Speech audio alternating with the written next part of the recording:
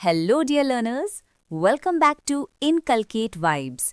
आज की वीडियो में हम समझेंगे पियाजे की डेवलपमेंट थियरी, जिसमें पियाजे ने 4 डेवलपमेंट स्टेजेस की बात। इसके अलावा हम जानेंगे अडेप्टेशन के प्रोसेस को बिल्कुल स्टेप बाय स्टेप। तो अगर आप सीटेट या किसी भी टीचिंग एग्जाम की प्रिपरेशन कर रहे हैं तो ये वीडियो आपके लिए बहुत हेल्पफुल होने वाला है। तो चलिए स्टार्ट करते हैं। सबसे पहले हम बात करेंगे अनुकूलन की प्रक्रिया यानी कि प्रोसेस ऑफ अडेप्टेशन के बारे में। पियाजे के मुताबिक लर्निंग एक डायनामिक प्रोसेस है जहां बच्चे अपने पुराने नॉलेज को नए एक्सपीरियंसेस के साथ एडजस्ट करते हैं। इसे अडेप्टेशन कहते हैं। इसके 3 मेन पिलर्स हैं जो एक साइकिल की तरह काम करते हैं। इन्हें हम एक एग्जाम्पल से समझते हैं। मान लीजिए एक बच्चे के पास डॉग का स्कीमा है, मेंटल कैटेगरी कि डॉग एक ऐसा जानवर है जिसके 4 पैर और एक पूंछ होती है। 1. असिमिलेशन, आत्मसातकरण, नई चीज को पुरानी समझ में फिट करना। जब बच्चा पहली बार एक लैम्ब देखता है तो वो अपने पुराने डॉग वाले स्कीमा को यूज करता है। वो देखता है कि इसके भी 4 पैर और एक पूंछ है तो वो उसे डॉग बोल देता है। उसने नई इन्फॉर्मेशन को पुरानी कैटेगरी में असिमिलेट कर लिया। 2. अकोमोडेशन, समायोजन, पुरानी समझ को बदलना। लेकिन जब वो देखता है कि ये जानवर भौंकने की जगह बाह कर रहा है तो वो कंफ्यूज हो जाता है। अब वो अपने पुराने स्कीमा को बदलता है और एक नया स्कीमा बनाता है कि हर 4 पैर वाला जानवर डॉग नहीं होता, ये लैम्ब है। इस चेंज को अकोमोडेशन कहते हैं। 3. इक्विलिब्रेशन, संतुलन, बैलेंस बनाना। जब बच्चा कंफ्यूज होता है, डिसइक्विलिब्रियम, तो वो बेचैन हो जाता है। अकोमोडेशन के बाद जब वो दोनों के बीच का फर्क समझ जाता है तो वो वापस इक्विलिब्रियम यानी मेंटल बैलेंस की स्टेट में आ जाता है। चलिए अब इसका जवाब आप दीजिएगा। एक बच्चा बर्ड के बारे में जानता है कि जो उड़ती है वो बर्ड है। एक दिन वो आसमान में एरोप्लेन देखता है। आपके हिसाब से अगर वो एरोप्लेन को देखकर बर्ड चिल्लाता है तो वो असिमिलेशन कर रहा है या अकोमोडेशन?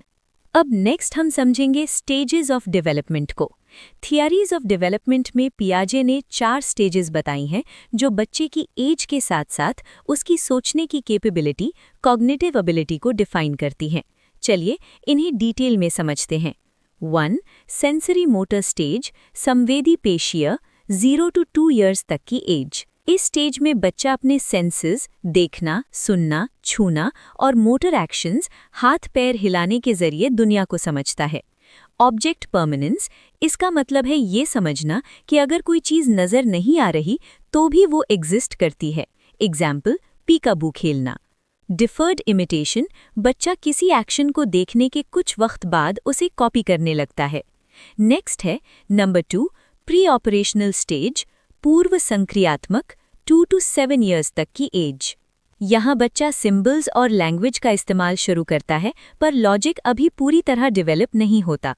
ईगोसेंट्रिज्म, बच्चा सिर्फ अपने पॉइंट ऑफ व्यू से सोचता है।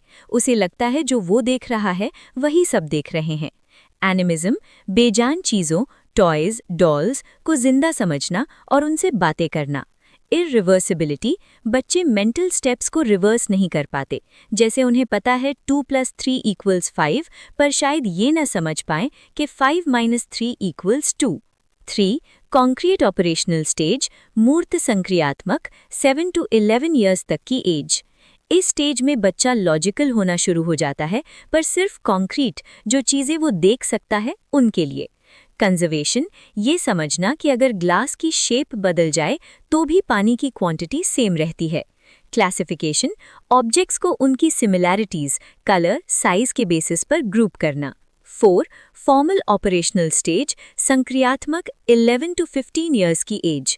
ये सबसे एडवांस स्टेज है जहां बच्चा एब्स्ट्रैक्ट और हाइपोथेटिकल बातें सोचने लगता है।